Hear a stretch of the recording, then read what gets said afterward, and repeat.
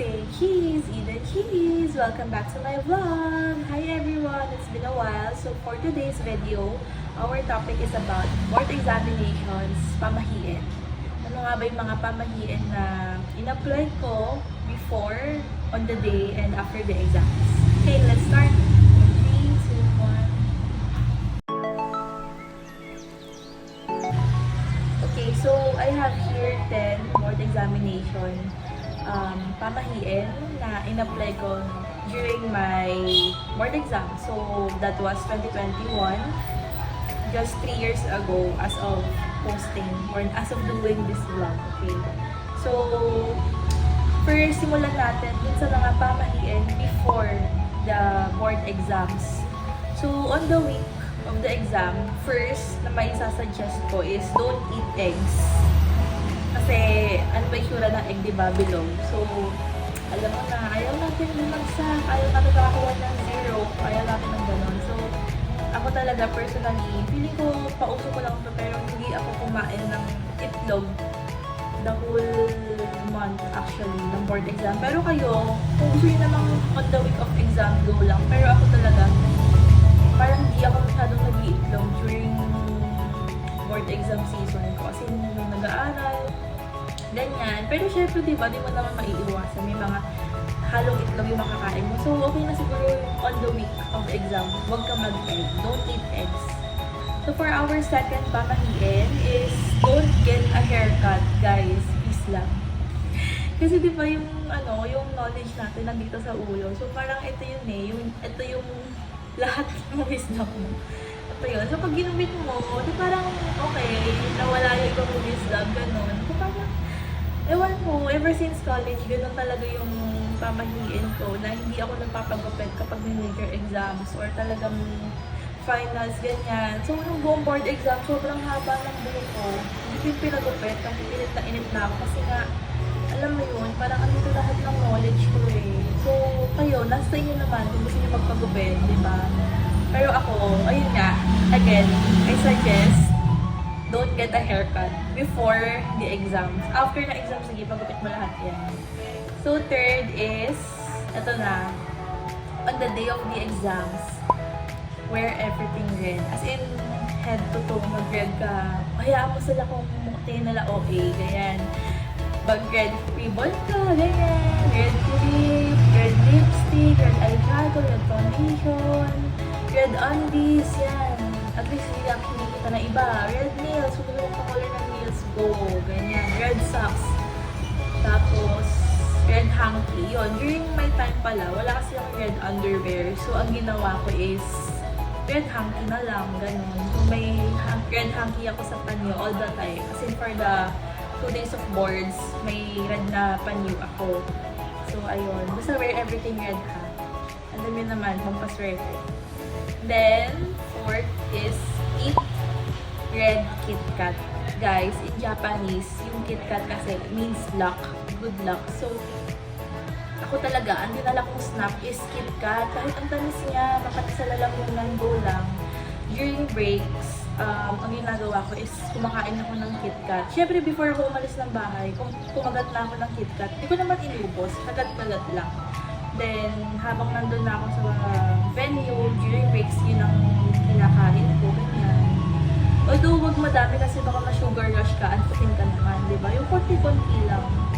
And then pala, guys, if you want snack recommendation, ang kinain ko is not sponsored, okay? Banh mi na sandwich kasi hindi siya heavy, hindi rin siya ganun kalay, tamang puso lang. So, ayun, going back, eat red KitKat. Make sure na red ha, kasi di ba yung KitKat may green, may pink, may ano ba bang colors? Di ba maraming colors and maraming flavors? So, basta yung red lang, okay? Then, fifth is, make sure na whether you're going inside or outside of a room, of a car, of anything, right foot first, guys. Kasi sabi nila, right Tagalog means tama. So, para daw lahat ng sagot mo is tama. Lagi always pa. Always make sure na right foot first. So, nung boards ko, grabe, parang instead na Nakakatawa kasi instead na mag-focus ako sa pagiging relax, inuuna ko talaga kung ano ba dapat kong step, right ba or left. Lalo na nung papasok na ako sa mismong venue, kasi gym yung venue ng exams ko. So, sobrang bagal kong maglakad papunta doon sa gym. Tapos, ayun, minake sure ko na talagang right yung una kong iaapak pagkapasok ko nung venue namin. So, ayun, kung gusto nyo i-apply, why not, diba? Okay, for the 6, pamahiin. Kapag nalaglag ang pencil, huwag nang pupulutin. Kasi alam nyo na, diba, ano man nangyayari pag, ano man term pag nalaglag yung pencil? Alam nyo yan. So, syempre, pag nalaglag, yun ang pulutin kasi parang hindi na maganda gamitin yun eh. Kasi nga, alam nyo yun. So, during my time, hindi ko na, although pinulot ko yung pencil na nalaglag, pero hindi ko na ginamit. Pero syempre kung gumulong yung pencil, guys, huwag na habulin. Madama kayo. Kaya, better make sure na magdala talaga kayo ng maraming pencils. Ako talaga dala ko ng 6 na lapis, guys. As in, for every subject, nagpapalit ako ng pencil na ginagamit. Tsaka para po nalaglag, di ba, may pamalit ka. So, ayun, I suggest, huwag yung nagamitin yung pencil na nalaglag. Kasi parang hindi na maganda i-ano yun eh, pang shade. Diba? Okay, so for the 7, pamahiin is an after-exam pamahiin. So ako guys, medyo lumaki talaga akong mapamahiin. As in, parang lahat ng bagay. Well, minsan, naniniwala talaga ako sa pamahiin. So ito, after exams, break all your pencils. As in, guys, akala nyo lang hindi nyo mapuputol. Pero sa sobrang adrenaline nyo talaga, lahat na emotions kasi mararamdaman nyo during exams eh. Hindi nyo i-expect promise na puputol na lahat ng Mongol pencils na sabay-sabay. I swear, kaya nang putulin lahat ng Mongol pencils. Hindi ko talaga ina-expect na yung my time. Naputol ko talaga sabay-sabay lahat ng yung 6 na pencils na dala ko talaga. So, putulin nyo yan guys, para sabihin wala na, ayoko na mag-retake, ganyan, ayoko na mag-exam ulit, tapos na to, ganyan, gano'n. Talagang lahat ng examining nyo, nag-tigil nyo, ilagay nyo na dun sa pencil. Tapos iwan nyo dun sa chair nyo. Okay? And that leads me to the 8, pamahiin. So, keep your chair. Guys, sipain nyo yung upuan nyo. As in talaga. Huwag nyo lang kailangan yung makakarinig, ganyan. Or don't be bothered, ganyan. Don't mind it. Kasi sipain nyo, ganyan. Talagang with full force, go. And then after nun, yung lapis, make sure na iiwan nyo dun sa table. Minsan pala yung mga proctor, sasabihin nila na i-donate na lang, ganyan. Pwede naman sa inyo, iwan nyo yung pencils nyo for donation. And then, 9th board exam is top the boards. Di ba para siyang yung top the board? Kasi yung TOP na word. Top the board meaning ganyan, no? Ganyan parang. Set-up mong gano'n. May makita kang blackboard sa classroom or whiteboard, basta any board, itap mo for luck daw. Siyempre, the higher the top, di ba? Parang, top 1, gano'n. The higher the pay. So, top the boards.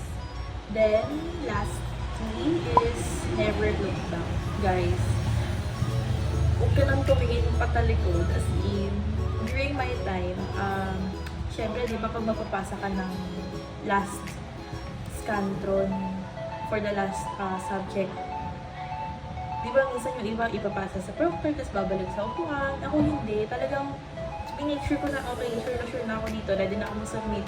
Dinala ko na lahat ng gamit ko, ganyan, prepare ko na, bringin ko na lahat ng pencils, sinipa ko na yung upuan, ganyan. Tapos hindi talaga ako tumalikod as in, dala-dala ko lahat, tapos pinasa ko dun sa proctor yung answer sheet ko, tsaka yung questionnaire, gano'n. Tapos wala ako pa rin yun. As in sabi ko, hindi na ako titingin pabalik, ganyan, ayoko na, hindi na ako babalik, gano'n. Ganun yung mindset ko nun, kaya never look back guys. Kasi even paglabas ng venue, ng classroom, paglabas ng gate, huwag ka nang titingin, promise talaga.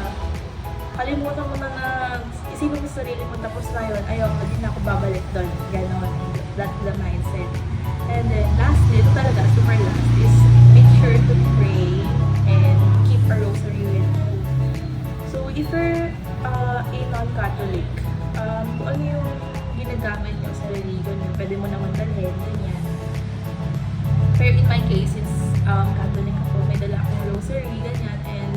always pray. Guys, lahat naman ng sinabi ko dito is based lang sa what worked for me, di ba?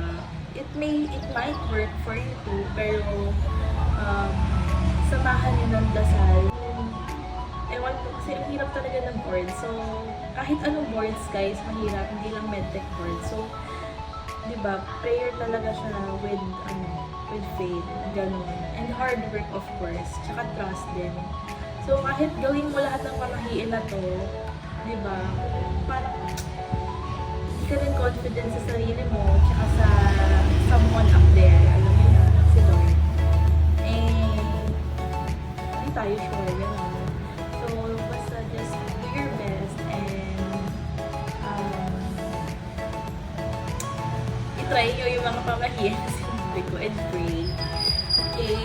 I hope this vlog will help you sa inyong future endeavors and examinations, and I pray din na mapasa nyo lahat ng exams nyo. I hope you like this vlog, and if you do, please give it a thumbs up and comment below.